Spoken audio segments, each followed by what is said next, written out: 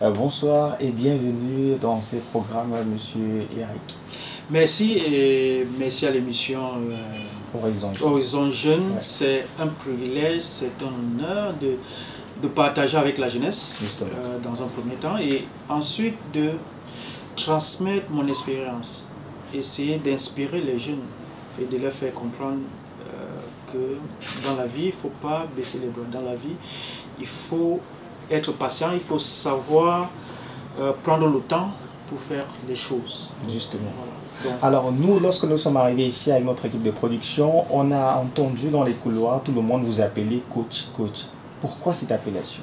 Mais tout simplement, ça fait coach Patrick, tout simplement parce que j'encadre des jeunes, j'encadre des organisations, j'encadre des personnes, des familles. Et dans ce sillage-là, j'ai une certification qui me donne le quitus d'être appelé coach. Parce qu'il faut rappeler, je suis certifié de l'Académie John Maxwell aux États-Unis, en Floride. En quoi consiste le travail proprement dit de développement personnel, de ce leader que vous êtes? Alors, il faut comprendre la base, le socle de l'évolution de l'être humain, c'est quoi? C'est le développement personnel. Le développement personnel est en quelque sorte comme un parapluie. Ça veut dire que si le parapluie reste fermé, il ne vous sert à rien.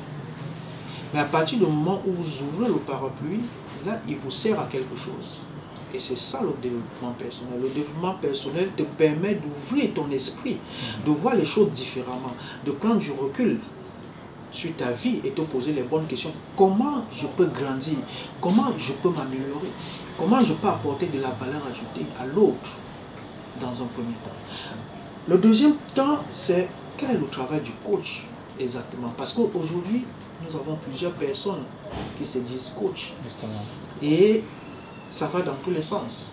Alors, il faut savoir que le coach, quand il vous reçoit, il ne travaille pas pour vous. Ça, c'est la vérité. Moi, quand je reçois, je ne travaille pas pour vous. C'est-à-dire, je ne prends pas la responsabilité de réaliser votre rêve ou vos objectifs. Non.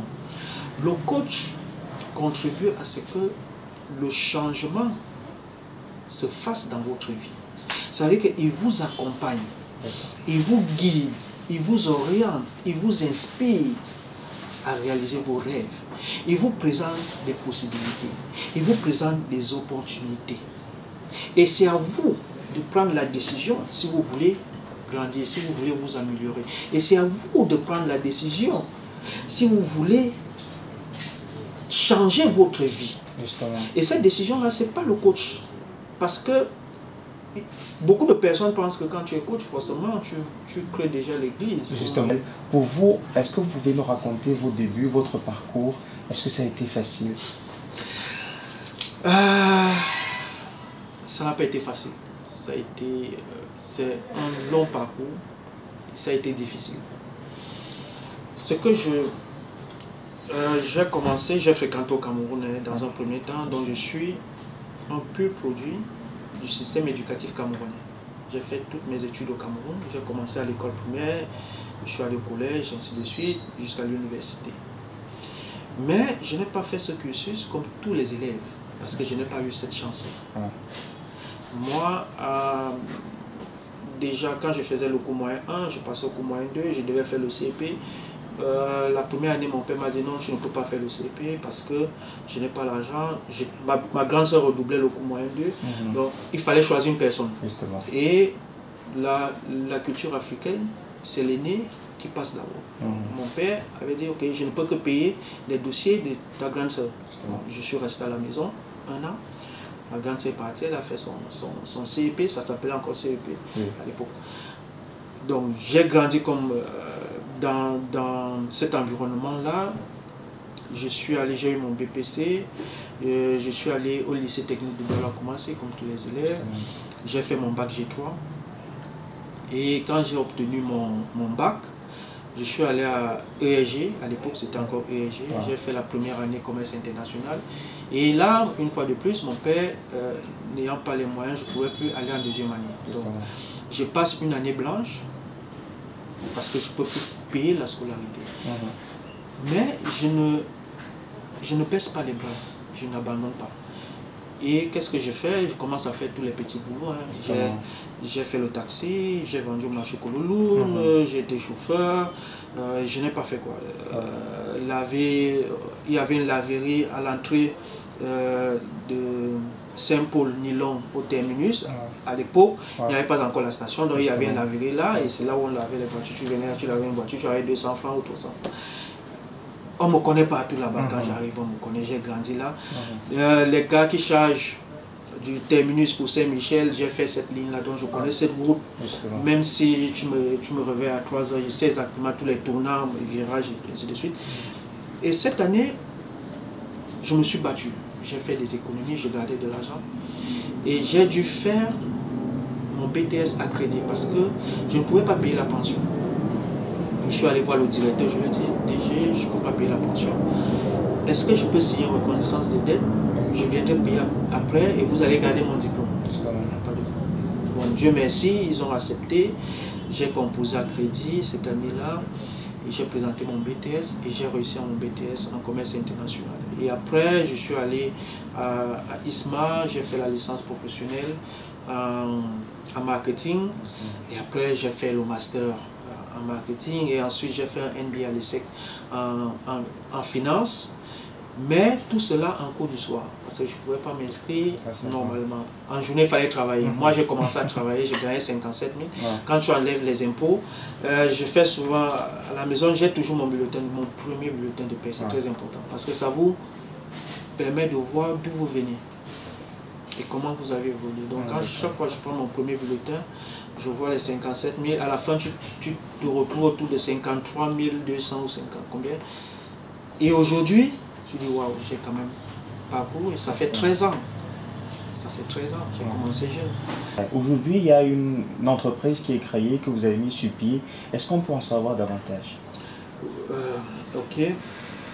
Déjà, il faut rappeler aux jeunes que on dit souvent, les artistes disent souvent que l'Europe c'est pas le paradis. Justement. Et les jeunes répondent souvent que non, nous-mêmes on veut d'abord aller découvrir avant de venir. Alors, moi j'ai eu l'occasion d'être citoyen américain en 2013, mais j'ai refusé la nationalité parce que j'ai l'amour de mon pays, du 237, du vert rouge. J'adore, je suis né et je suis fier d'être ce que je suis. Et chaque Africain devrait comprendre cela. Malheureusement, les Africains, les jeunes ne comprennent pas que à l'horizon 2050, l'Afrique sera le continent le plus peuplé dans un premier temps. Pour ce qui concerne la jeunesse. Et on aura le berceau le plus attractif en termes de leader à l'horizon 2050. Ça veut dire quoi? Ça veut dire que les multinationales aujourd'hui quittent l'Europe pour venir en Afrique, pour puiser les ressources de l'Afrique. Déjà, l'Afrique est le continent le plus riche en termes de ressources. Mais est-ce qu'on va rester éternellement comme ça? L'équipe vont changer cela, ce sont les jeunes. Mais si vous quittez le continent africain pour aller vous débrouiller, parce que les jeunes ne travaillent pas, qu'on ne vous trompe, qu'on ne vous mente pas. On les compte au bout du doigt, ceux qui ont des vrais postes. Moi, j'ai la chance de les côtoyer, de les voir. Et c'est pourquoi nous, aujourd'hui, on se bat pour apporter une valeur ajoutée à chaque être humain, à chaque Africain, à chaque Camerounais. On dit, tu as du potentiel. Chacun d'entre nous, on a du potentiel. Personne n'est né idiot. Personne n'est né faible. Personne n'est né, je ne sais pas, feignant. Non. Nous avons tous du potentiel dans un domaine bien spécifique. Mais ce qui nous tue, c'est notre attitude. C'est notre attitude dans un premier temps. Et ensuite, c'est notre individualisme, l'égocentrisme. Parce qu'aujourd'hui, je veux être le seul à être coach au Cameroun. Personne d'autre. Tu ne peux pas former 25 millions de personnes. Justement. C'est pas possible, c'est impensable. Si vous êtes 10, 20, 30, 40, 50, on peut multiplier les 25 millions par 100, par 50, ainsi de suite. Et c'est ça qui tue notre société, parce que les gens pensent qu'on peut évoluer seul. Ce n'est pas la voie de la réussite. Il faut se mettre ensemble, il faut travailler ensemble.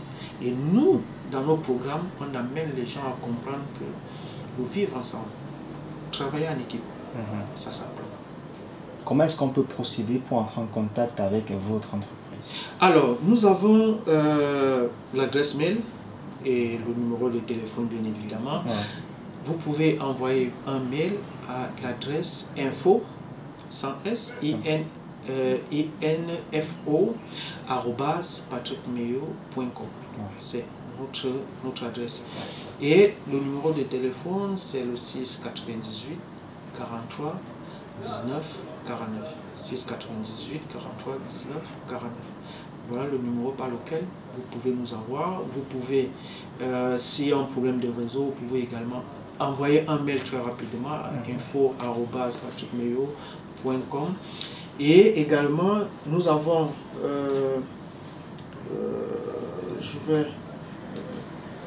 un numéro WhatsApp qui est le 697 54 07 09. 697 54 07 09. Coach Patrick, comme on vous appelle affectueusement ici chez vous, alors nous sommes pratiquement arrivés au thème de cet entretien avec vous. S'il y avait un message de fin à passer à ces jeunes qui nous regardent à l'instant, ça serait lequel? Le message de fin, il est clair. Il s'articule autour de trois points. La première chose et le premier point que les jeunes doivent retenir, il faut être patient.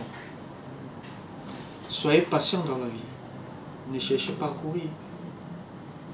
Parce que celui qui cherche à courir va droit au mur. Donc il faut cultiver la patience dans la vie. Il faut savoir être patient. Et j'insiste là-dessus. Les jeunes choisissent des voies obscures. Ils choisissent la vie facile. Ils choisissent l'argent facile. Et après, ils payent les pots cassés. Parce que quand tu es jeune, tu ne le vis pas, tu te dis non, c'est bien. C'est quand tu arrives à la trentaine, à la quarantaine que tu comprends cela. Donc il faut faire très très attention. Soyez patient. N'allez pas en mariage, n'épousez pas les filles. Tout ça va venir. Quand vous allez travailler, c'est eux qui vont venir vers toi. C'est eux qui vont venir vers toi. Donc il faut prendre le temps de finir vos études et après vous allez vous consacrer à autre chose. Chaque chose a son temps. Le deuxième point, c'est la discipline. Les jeunes, soyez disciplinés. Les jeunes ne sont plus disciplinés. Ils ne savent plus se discipliner. Même à l'école, à la maison, avec vos parents, soyez disciplinés. Votre vie, il faut discipliner votre vie. Merci. Merci à vous d'avoir répondu à nos questions. Je vous remercie.